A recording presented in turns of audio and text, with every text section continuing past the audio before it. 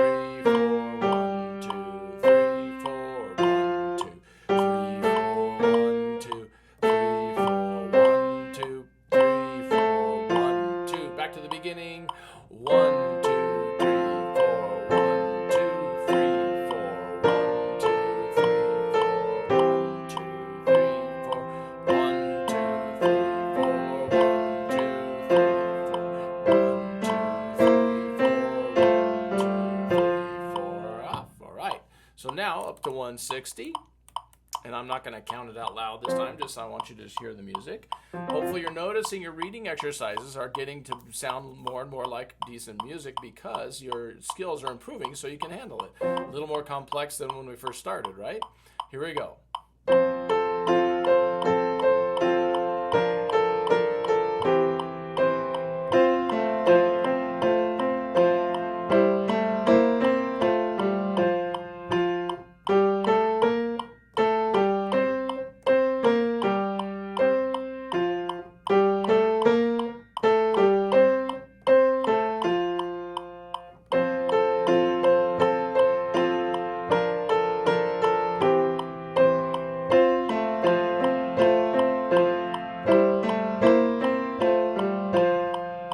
And that was Flying in F. Good luck with that. All right, so lesson 12. The last thing on your list is our little memorized piece called Getting There. Today, I just want to practice the last page for you, the second page. You could do this alternating. You could do one day the first page, one day the second page. But the important thing to remember about this is that even though at this point, hopefully you have the whole piece memorized, you still practice it hand separately, phrase by phrase, like I'm about to do, because that's how you make sure it stays in your mind and stays strong and confident with the memory. So we're working towards getting it up to 160. I'm actually going to practice it at about half that speed first, phrase by phrase, and that's the same thing you should do. And then you can work up the tempo, playing them hands together. I'm going to start at the bottom. You know, I like to practice that way. So you'll do right hand, left hand, both 3 perfect. I'm going to do right hand, left hand one time each, and then both one time. I'm putting the metronome at 80. I'm starting at measure 29 right here. And of course, I think I told you in the last video, it's good for you to maybe look at the music once to make sure you're still getting the right notes and the right fingers, but then make sure you're not looking at your music when you play it 1 or 2 more times. So I'm going to just do it once, and the pedal, 1 and 2 and 3 and 4 and then I hold it for a while, and then I jump.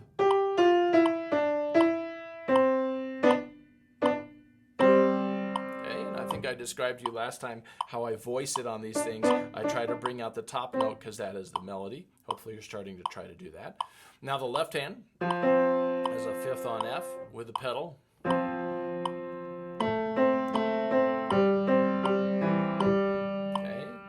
and you hold it for a little while, and then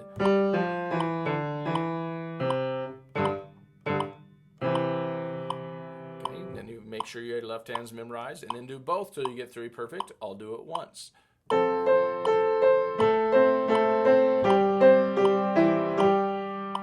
then I hold it for a while and switch.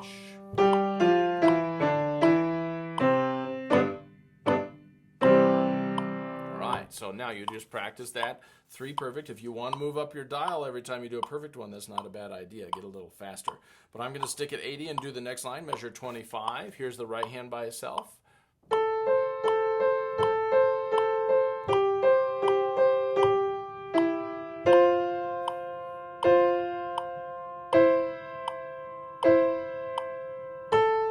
Okay, that was the first note of the next line. Now the left hand.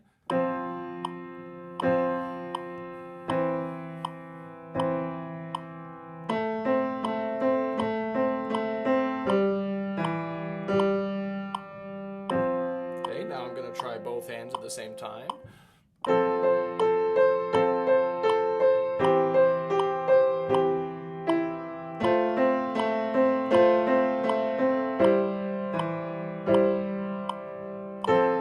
Alright, now that was this line. Of course, on your 3rd perfect one, you would play all the way to the end. That's why I like starting at the bottom. But I'm going to just move on up to the next line for you.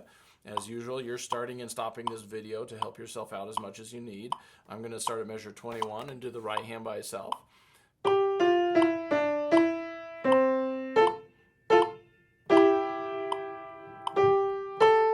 forgot the fingering. And then, okay, yeah, you notice that I forgot. Oh yeah, I have to jump to my 2nd finger there, so I screwed it up a little bit. But hopefully you're able to do that by memory and get it right. Now the left hand.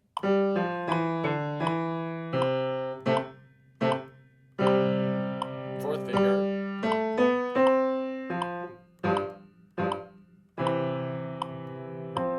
Okay, now I'm going to do both hands, voicing the melody on top.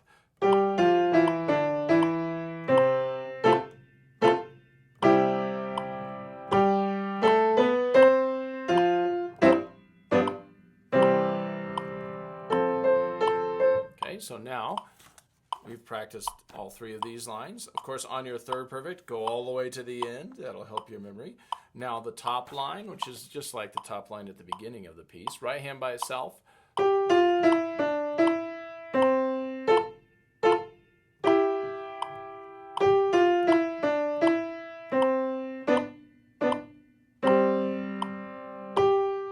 now the left hand.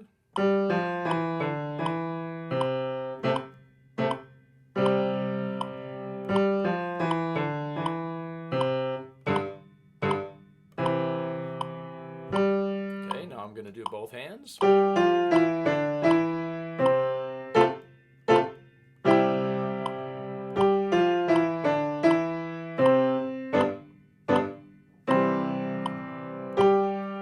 So that was me practicing each line right hand, left hand, both. You practicing it will do 3 perfect when you get your both, and you're not going to be looking at your music. You just have your music up as a guide for your practice, but hopefully every time you get a perfect one, your eyes are down on the keys while you play. And then every time you get your 3rd perfect, you go to the end. I'm going to go ahead and play that whole 2nd page. I'm going to move it up a little bit, and then I'm going to show you the whole piece up to speed. So here we are at 112, the 2nd page.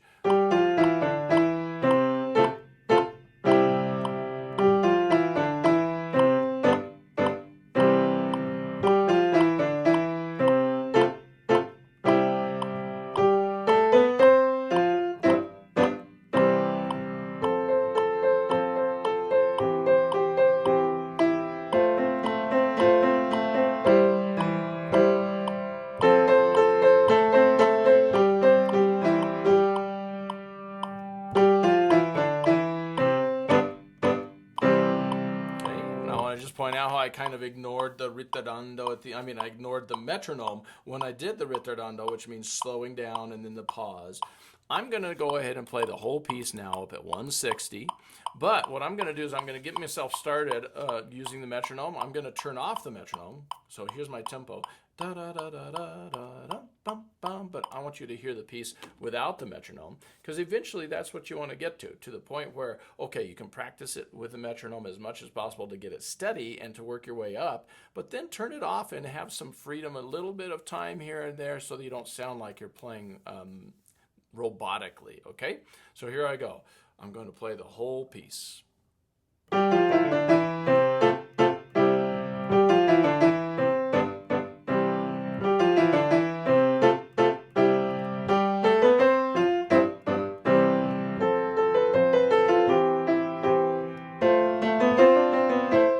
Oh, I goofed that up.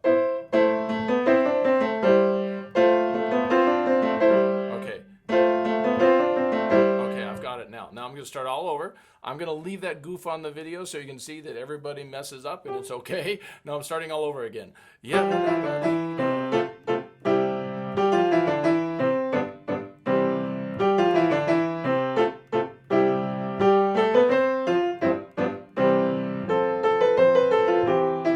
Here it is.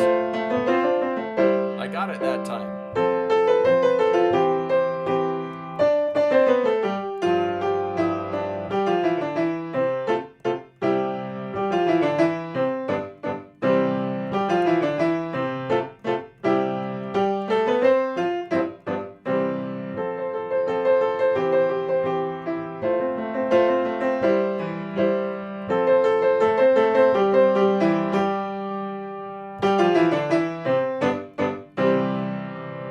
So hopefully you're enjoying the piece. If you do not get all the way up to 160, don't even worry about it.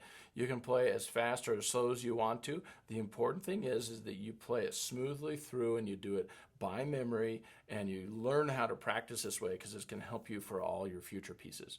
Anyway, good luck with that. And once you have completed lesson 12, you are ready to move on to the next beginner level 3, lesson number 1. So good luck with that, and congratulations on making it all the way through this level.